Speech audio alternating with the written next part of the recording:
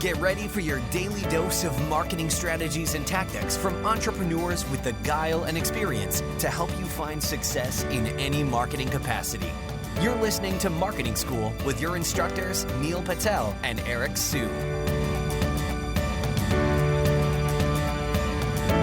Welcome to another episode of Marketing School. I'm Eric Su.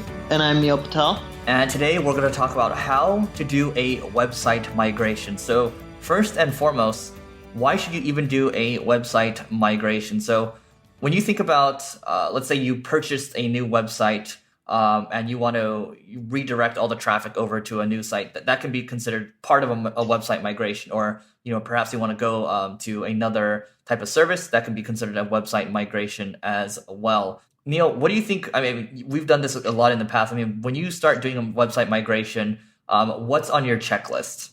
Yeah, sure. So first off, as Eric mentioned, you're usually moving servers when you're doing a website migration. And the reason you do this is because your initial service is too small or it sucks or whatever it may be.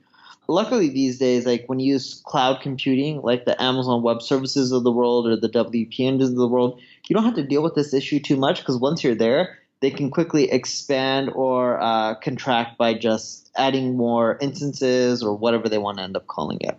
But the biggest thing that you had to do when you want to do a migration is first you need to make sure you got a backup of your website. Things can get messed up really easily. So if you don't have a backup, you're just asking for disaster, right? Because if something goes wrong, you're going to beat yourself up being like, I lost everything. So that's the first thing. The next thing that I would do is once you have a backup, you want to duplicate your site. So once you back it up, you duplicate it over to the new server and you have both versions running at the same time.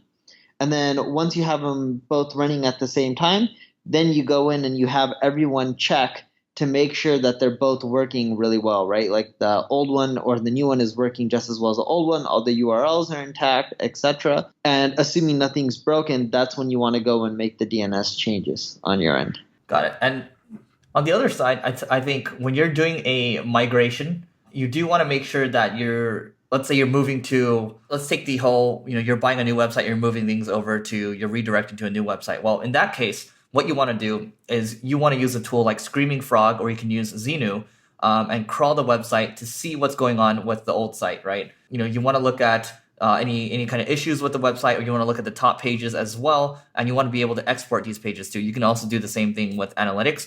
And ideally, you're redirecting the top pages to the most relevant pages on your site. So let's say you bought, site A, you want to redirect to site B. Make sure that you're redirecting to the most relevant page. And in some cases, it might even make sense to 404. But a lot of people like to buy websites. Let's say a site has been aged, pretty well, has great domain authority, has a lot of links pointing to it. When you buy a website, it fast forwards things. And, we did that recently, and our traffic shot up for one of the properties that we have. But when you do that, you want to make sure, again, you want to know what the top pages are, and you want to redirect them over because then you want to preserve the traffic and you want to be sending people to the right experience. Because if you're talking about apples, well, you want to send people to your most epic resource about apples. You can't send them from an apples page to an oranges page. You get people to bounce. It's not a good experience, and ultimately, nobody's happy at the end of the day. Yeah, and one thing Eric mentioned is when most people do site migrations, not only are they switching servers, but a lot of times they're also adjusting their design and making changes to the site.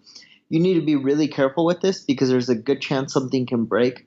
So I like rolling it out in stages. First you move servers, then you go look at Google Search Console.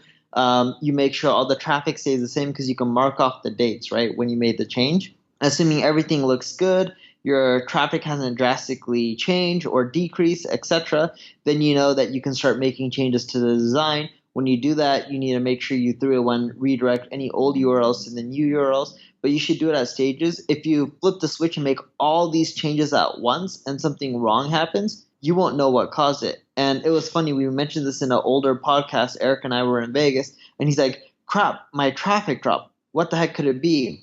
And it was one simple thing. When his dev started changing stuff and they were doing their site migration, his dev forgot to install one plugin, which was Related Posts. Was that what it was, Eric? Yeah, so it's basically a Related Posts plugin. Yeah, so it was a Related Posts. In essence, he wasn't doing as many internal links, and that's what caused his traffic to drop. Super important. You want to make sure that you have the right structure in place. And then I think Here's the other thing. In some cases, if you do a redesign, or let's say you do a migration, I should say, you do a migration and things just go to hell, what exactly should you do? Well, it's exactly what Neil said. You make sure you have a backup set up. And the good thing is about, these other services out there, WP Engine, AWS, and, I know there's a bunch of new technologies coming out like serverless, is they're going to set these backups for you, and they're going to set them up on a recurring basis. So, Neil, have you had any experiences with things just going to total crap? I have, and it's more so in the past when I was first starting out in the marketing world.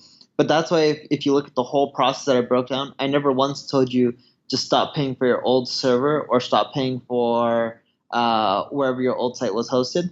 And the reason being is when you're making all these changes, you want to be able to quickly just flip a switch and go back to the old version and get your traffic back to where it was. And that's why you want to make these changes slowly. And once it's all perfect and you have the new server, new site, etc., all running, traffic stays the same, if not goes up, that's when you cut off the old hosts and you stop paying for it. Perfect. And yeah, just make sure that you're doing an audit before the site migration. You want to check your search traffic, you want to check your search engine rankings, your page load times, number of index pages, number of unique landing pages, stuff like that. Put that into a little checklist and make sure that when you compare it to the new site, that things are actually, at least even and hopefully even better. Neil, anything else to add before we hop off? That's it. All right, that's it for today's episode. We'll see you tomorrow. This session of Marketing School has come to a close. Be sure to subscribe for more daily marketing strategies and tactics to help you find the success you've always dreamed of. And don't forget to rate and review so we can continue to bring you the best daily content possible. We'll see you in class tomorrow, right here on Marketing School.